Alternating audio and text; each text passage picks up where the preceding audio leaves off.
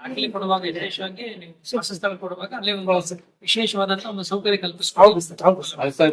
ಪಾಠ ಬರ್ಬೇಕಾದ್ರೆ 2002ರ ಮತದಾರರ ಪಟ್ಟಿಯನ್ನು ಕಂಪಲ್ಸರಿ ತೋರಿಸಿ ಅಂತ ಕೇಳ್ತಾ ಇದ್ದಾರೆ. ಅದಕ್ಕೆ ತಾವು ಯಾವ ರೀತಿ ಅದನ್ನ ತೋರಿಸಿ ಅಂತ ಏನ್ ಕೇಳ್ತೀವಿ? ಕೇಳ್ತಾ ಇದ್ದಾರೆ.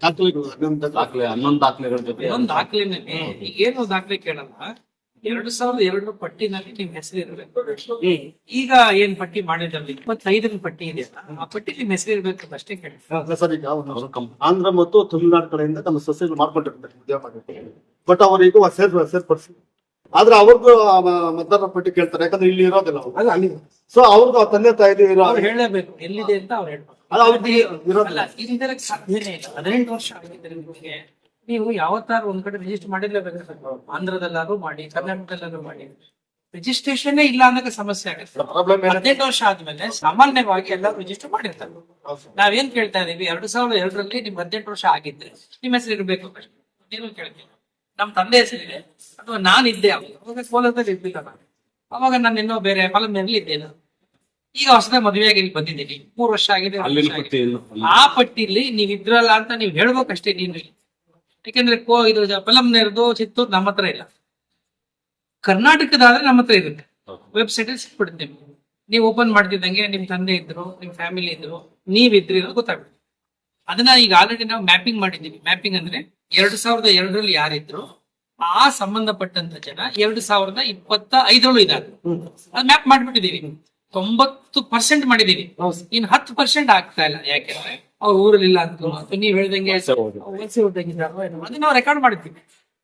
ಆದ್ರೆ 25ರೊಳಗಡೆ 2025ರೊಳಗಡೆ ಅವ್ರ ಹೆಸರಿದ್ದರೆ, ಅವ್ರ ಹೆಸರಿತ್ತಲ್ಲ, ಅವರು ಈಗ ಊರಲ್ಲಿ ನಿಂತ ಇರ್ಬೋದಲ್ವಾ, ಅವ್ರಿಗೆ ಮಾತ್ರ ನಾವು ಕರೆದು ಕೇಳ್ತೀವಿ, ಅವಕಾಶ ಕೊಡ್ತೀವಿ.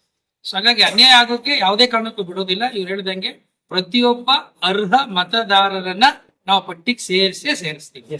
ನಮಗೇನ್ ಬೇಕು ಅಂದ್ರೆ ನೀವು ಕೂಡ ಜಾಗರೂಕತೆಯಿಂದ ನೀವು ಎನ್ಯುಮರೇಷನ್ ಫಾರಂ ಅಂತ ತಂದ್ಕೊಡ್ತೀವಿ ಮನೆಗೆ. ಅದನ್ನ 20ನೇ ತಾರೀಕಿಂದ ಶುರು ಆಗುತ್ತೆ. ಈ ತಿಂಗಳು 30ನೇ ತಾರೀಕಿಂದ ಶುರು ಆಗುತ್ತೆ. ಅದು ತಂದು ಕೊಟ್ಟಾಗ ಅಲ್ಲಿ ಮಾಹಿತಿ ಎಲ್ಲ ಅಲ್ಲೇ ಇರುತ್ತೆ. ನೀವು ಫಿಲ್ಅಪ್ ಮಾಡಿ ಸೈನ್ ಮಾಡಿ ವಾಪಸ್ ಕೊಡಿಬೇಕು. ಅದನ್ನ ಮಾತ್ರ ಯಾವುದೇ ಕಾರಣಕ್ಕೂ ತಪ್ಪಿಸ್ಬೇಡಿ. ಇದನ್ನ ನಾವೆಲ್ರಿಗೂ ಹೇಳ್ತಾ ಇದೀವಿ. ಎನ್ಯುಮರೇಷನ್ ಫಾರಂ ನಾನ್ ತಂದು BLO ತಂದು ನಿಮಗೆ ಕೊಡ್ತೀನಿ, ಕರೆಕ್ಷನ್ ಮಾಡಿಸ್ತೀನಿ, ಸೈನ್ ಮಾಡಬೇಕು. ನೀವು ಸೈನ್ ಮಾಡಿ ಕೊಟ್ಟಿದ್ನ ನಾನು ವಾಪಸ್ ಕೊಡ್ಬೇಕು. ನೀವು ನಾನ್ ತಕೊಂಡು ಅದನ್ನ ಅಪ್ಲೋಡ್ ಮಾಡ್ಬೇಕು.